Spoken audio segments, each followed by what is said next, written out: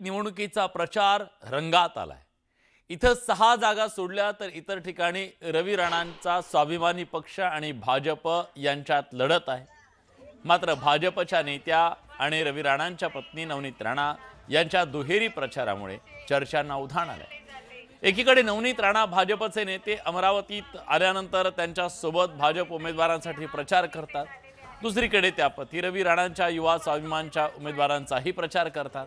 विशेष म्हणजे त्या भाजपचे उमेदवार तुषार भारतीय यांच्या विरोधात सचिन भेंडे यांना पाठबळ देत असल्याची चर्चा आहे। यावरून रवी राणांनी स्पष्टीकरण देण्याचा प्रयत्न केला तर दुसरीकडे मात्र बच्चू कडूंनी जोरदार टोलेबाजी केली। साईनगरमध्ये माननीय मुख्यमंत्र्यांनी तुषार भारतीय जनता पक्षाचे जे उमेदवार होते त्यांचा प्रचार केला आणि त्याच्या 15-20 मिनिटातच माझे खासदार नवनीत राणा ह्या सुद्धा युवा स्वाभिमानीच्या उमेदवाराचा नारळ फोडला गेल्या। ही परिस्थिती फक्त साईनगरमध्येच नाही, सर्व अमरावतीमधल्या युवा स्वाभिमानीचा प्रचार जोरदारपणे नवनीत राणा करत आहे। अनेक ठिकाणी भारतीय जनता पार्टीला आम्ही पाठिंबा दिलेला आहे। अनेक ठिकाणी मैत्रीपूर्वक लढत आहे। अनेक ठिकाणी या ठिकाणी मैत्रीपूर्वक लढून ज्या ठिकाणी भारतीय जनता पार्टीचे उमेदवार मजबूत आहे त्यांना आम्ही त्या ठिकाणी काढण्याचा प्रयत्न करत आहे।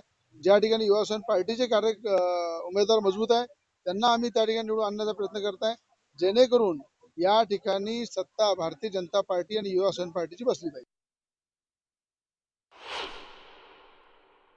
एका इकडे हिंदू शरणी म्हणून त्यांच्याकडे पाहिलं जातं आणि दुसरीकडे भाजपच्या विरोधात ते नारळ फोडतात आणि त्यांचं भाजपला अंगावर घेण्याची ताकद ठेवतंय आणि फक्त पतीसाठी, पतीच्या पक्षासाठी।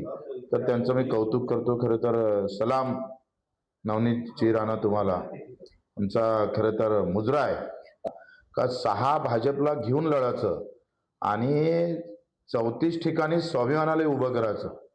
म्हणजे इथं तुम्ही लक्षात घ्या का केंद्रात ज्याचं राज्य आहे आणि राज्यात ज्यांचं राज्य आहे त्याला खिशात ठेवण्याचं काम रवी राणानं केलं, म्हणजे मानावं लागेल। हम तो टाली बजाएंगे रवी राणा के लिए।